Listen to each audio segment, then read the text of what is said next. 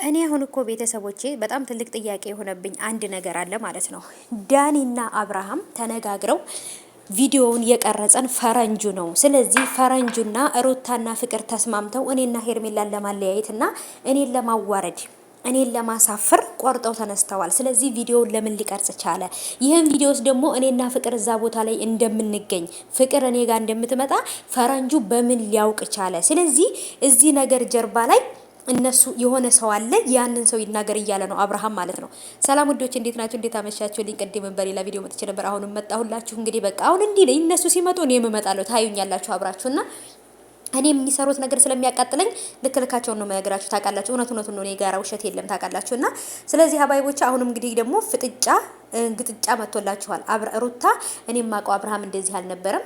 አሁን ላይ ግን ማንኛውም አሁን ላይ ባገኛት ሴት እንኳን አሁን ላይ በተዋወቃት ሴት እንኳን ራሱ የፈለገው ነገር ማድረግ እንደሚፈልግ አብርሃም እኔ የማውቀው አብርሃም ይሄ አይደለም፣ ሌላ አብርሃም ነው እኔ የማውቀው ብላ እንግዲህ ስለ አብርሃም ተናግራለች። አብርሃም የበፊቱ አብርሃም እንደዚህ አይነት ባለጌ አስፋልት ለአስፋልት እንደዚህ የሚል አይደለም። ግን ደግሞ አሁን ላይ ግን ከተወሰነ ጊዜ በኋላ ግን እኔ የማውቀው አብርሃም አይደለም፣ ሌላ አብርሃም ነው ብላ ሩታ እውነቱን ተናገረች ማለት ነው ቤተሰቦቼ። እና ስለዚህ ቤተሰቦቼ ዳኒ የበፊት ፍቅርና አብርሃም ሲሳሳሙ የነበረውን ቪዲዮ ፈረንጁ ነው የቀረጸው ብሏል። ፈረንጁም እኔ ነኝ ብሏል ማለት ነው። ለምን አብርሃም ይሄን ነገር ለምን ያደርጋል?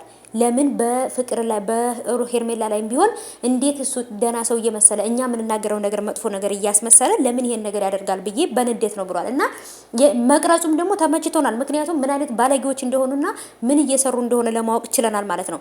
በፊትም እንጠራጠር ነበረ እና ቃልን የሚፈጠረው ነገር ግን ደግሞ በዚህ ልክ ግን ይጨመላለቃሉ ብለን አልጠበቅንም። እና ስለዚህ ሩታም የተናገረችው እውነት ነው። አብርሃምም ደግሞ የጥፋቱን ለመሸፈን በባለፈው ቪዲዮ መቀረጽ አይደለም ከፍቅር ጋር አብሮ እንኳን ተኝቶ አልጋ ላይ አብሮ ተይዞ ነገሮቹን ለማስተባበልና እሱ ጥሩ ሰው እንደሆነ ለማስመሰል ይሞክራል። እስከ መቼ ድረስ ነው በማስመሰል የምትሞክረው? አብርሃም ራስን ለመለወጥ ሞክር እንዴ!